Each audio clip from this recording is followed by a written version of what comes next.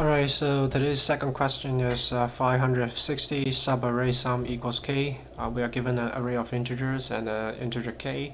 We need to find the total number of continuous subarrays whose sum equals to this target k. The example we have is an array of 3 elements, 1, 1, 1. The target is 2. So the continuous subarrays that sum up to 2 is the subarray starting at location 0 ends at location 1, and the second such subarray is the one that starting at location 1 and ends at location 2. These two are the only subarrays within this input array that satisfy this condition. So we return the count for such subarrays, which is 2. The most straightforward way of solving this is to examine all the possible subarrays. So we will have 2 pointers, I and j, indicating the starting and end location. It will be for loop for I from 0 to n-1, for j from I plus 1 to n-1, and just examining all the summations of the elements between the I and j's, and compare that sum with this number k. So this algorithm, brute force algorithm, will be in cubic time because the double loop is squared, and when we do the sum of the elements, the worst case is from 0 to n-1. That's order of n, so the total time complexity is n cubic. The space complexity is just constant. We don't have any thing that's consuming more than constant space. So that's the really brute force solution. So how to optimize this? Just so the way to think about it is to think, where are we doing redundant work? One obvious place is that we are repeatedly calculating sums. So let's say that I is 0 and j is 4. We sum 0 to 4. If I is 0 and j is 5, we need to sum again from 0 to 5. So we got a lot of redundant calculation to determine the sums. So if we can use some structure to maybe calculating the sums from 0 towards n location, and if we catch that, we can get the subarray sums very quickly. So formally it would be like let's say that accum I is going to be the sum of array the elements from 0 up until I. So this is in Python notation, this is the slice is 2 brackets, but if in mathematical notation, it will likely to be this kind of bracket to indicate I is not included. And it doesn't matter. It's just some notation for sub process. So if we have this accum I, then the sum of subarray from I to j is going to be j minus I minus 1. So this is from 0 to I, 0 to I minus 1. This is the sum of the first I minus 1 elements. This is the sum of the first j elements. So the difference between those two are the sum of the elements from I minus 1 to j, I to j. So if we just do one pass through the array to create this, to memorize all the accumulative sums, then within the for loop, when we calculating the subarray sum, we can just do this direct lookup and subtraction, reduce the time complexity from cubic to squared, but we are at the price of using a linear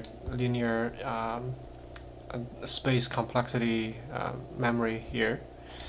So that's a better way of solving this problem, but that's still not optimal, because this will give us the I and j's that we don't really care. all we care is how much such continuous subarrays. We don't need to return the pairs of ij's. So if we don't need this information in this kind of a granularity, we can still optimize furthermore. So then this brings us to try to think about a linear time algorithm. So just to think about it, if we are still doing this cumulative sum calculation, when we at the location j here, we know this number and we know the k number, then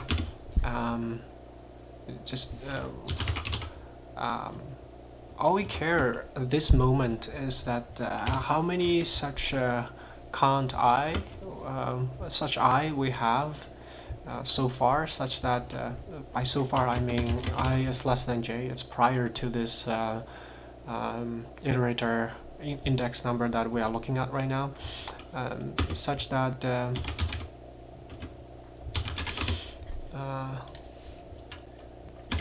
such that is actually a condition, and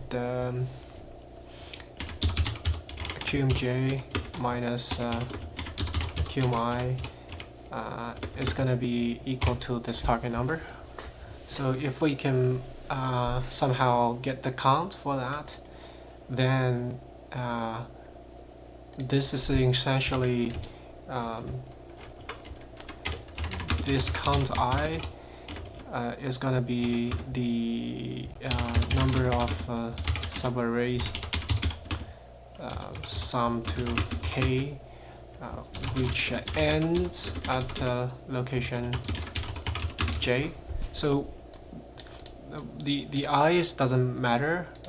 We don't know the i's for if we're doing this solution. We only know the j's. So yeah, so basically if we given up the detailed information about the i's, we can reduce the time complexity from square to linear. But what we need to remember along the way that we are doing this is change a little bit. So what we will store is instead of the accumulated sum at a certain location, what we're gonna store is the sum amount and the count of i's. Count of I. And so as we are iterating over this the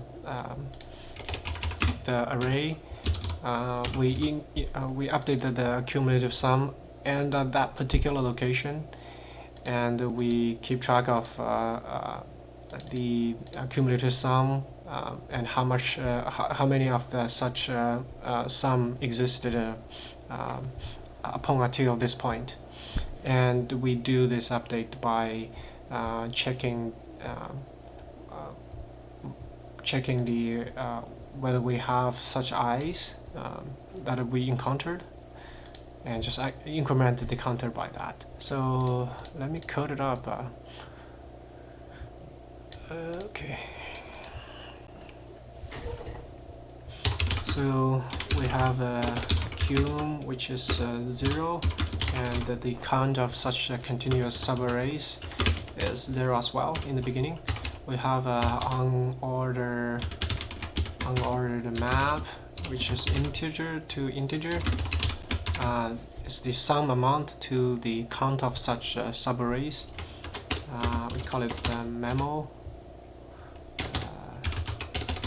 memory, and initially it's 0, it's 0, 1.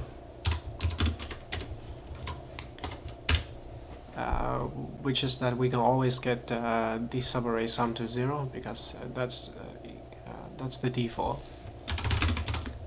Then we iterate over the array only once. For the numbers in this array, what we will do is to update the cumulative sum.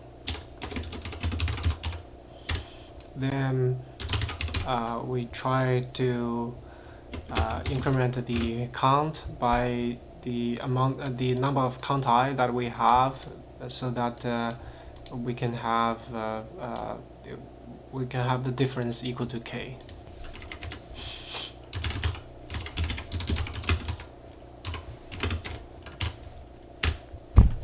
And then we cache the new accumulated sums the count of such a sum into the memory.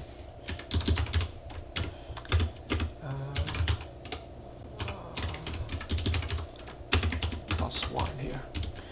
And in the end, we return the total count. So just quickly checking, we're just having one single for loop here, and all we are doing here is to do constant lookups and increment the numbers. So that's a linear time algorithm. So let's submit this. Okay, it's working. The space complexity for this is it's the worst case is it's linear, meaning that we will never encounter the same accumulative sum twice. So each accumulated sum it's a unique entry in the mapping. Then we have a size of n in terms of space, and the time you can see here it's linear. So this is the question for today.